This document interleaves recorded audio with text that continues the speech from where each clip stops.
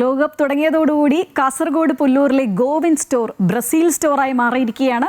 Football ആവേശങ്ങൾക്കിടയിൽ Brazil പതാകയുടെ നിറമാണ് കടക്കിപ്പോൾ. എന്തായാലും ആവേശം വാനോളം ഉയർത്തി നെയ്മറുടെ ചിത്രവും ഒക്കെ പതിച്ചിട്ടുണ്ട്. പുല്ലൂർ ഉദയനഗറിലെ ഹോട്ടലും സ്റ്റേഷനറിയും ഉൾപ്പെടുന്ന ഗോവിന്ദ് സ്റ്റോർ മഞ്ഞപ്പടയുടെ ആവേശത്തിനൊപ്പമാണ്. കടയുടമ കുഞ്ഞിക്കണ്ണന്റെ മകൻ പ്രവീണാണ് ലോകകപ്പ് ഫുട്ബോൾ തുടങ്ങിയതോടെ കടയ്ക്ക് ഇത്തരത്തിൽ പെയിന്റിംഗ് നടത്തിയത്. ലോകകപ്പിന്റെ ആവേശമേറ്റെടുത്ത ഉദയനഗറിലെ കവലയിൽ ഗോവിന്ദ് സ്റ്റോറിലെ പെയിന്റിംഗ് മത്സരങ്ങളുടെ ആവേശങ്ങൾക്കൊപ്പം കൗതുക കാഴ്ചയാണ്. മഞ്ഞയും പച്ചയും കലർന്ന പെയിന്റിംഗിലൂടെ ഗോവിന്ദ് സ്റ്റോർ ബ്രസീൽ സ്റ്റോറായി മാറിയത് നാട്ടുകാർക്കിടയിൽ ചർച്ചയാണ്. ബ്രസീൽ ടീമിനോട് ചെറുപ്പകാലം മുതലുള്ള ഇഷ്ടമാണ് ബ്രസീൽ പതാകയുടെ നിറം നൽകാൻ പ്രേരിപ്പിച്ചതെന്ന് പ്രവീൺ പറഞ്ഞു. കുഞ്ഞുനാള് ബ്രസീലിനോടുള്ള ഒരു ആരാധന, പിന്നെ കളിയിലെ ആ താളം എല്ലാം കൂടി ഇല്ലാകുമ്പോൾ നമുക്ക് ബ്രസീൽ പണ്ടേ കുഞ്ഞുനാളിലെ ഒരു ആരാധന.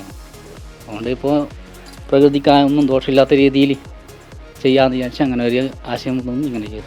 വൈകുന്നേരങ്ങളിൽ ബ്രസീൽ ആരാധകർ ഒത്തുകൂടുന്ന ഇടമായിരിക്കുകയാണ് ഗോവിന്ദ് സ്റ്റോർ. ലോക ഫുട്ബോൾ തുടങ്ങുന്നതിന് ഒരു 2 ആഴ്ച മുന്നേ തന്നെ ഈ നാട്ടിൽ ആകെ ആവേശമായിരുന്നു. കുട്ടികളും ചെറുപ്പക്കാരും എല്ലാവരും പല ഭാഗത്തും പല ബോർഡുകളൊക്കെ വെക്കുന്ന തിരക്കിലായിരുന്നു. ഇപ്പോൾ 1-2 സ്ഥലത്ത് റൂം തന്നെ വാടക എടുത്തിട്ട് കുട്ടികൾ വലിയ സ്ക്രീൻ വെച്ച് കളിയൊക്കെ കാണുന്നുണ്ട്. തൊട്ടടുത്ത ക്ലബ്ബിൽ കളി കാണുന്നുണ്ട്. ഇവിടെയാണെങ്കിൽ ഒരു കട തന്നെ പൂർണ്ണമായിട്ട് ബ്രസീലിന് വേണ്ടി സമർപ്പിച്ചിരിക്കുകയാണ്. 3 ഷട്ടറുകളുള്ള കടയിൽ 2 ദിവസം കൊണ്ടാണ് പെയിന്റിംഗ് പൂർത്തിയാക്കിയത്. നെയ്മറുടെ ചിത്രവും കടയുടെ ചുമരിൽ കാണാം.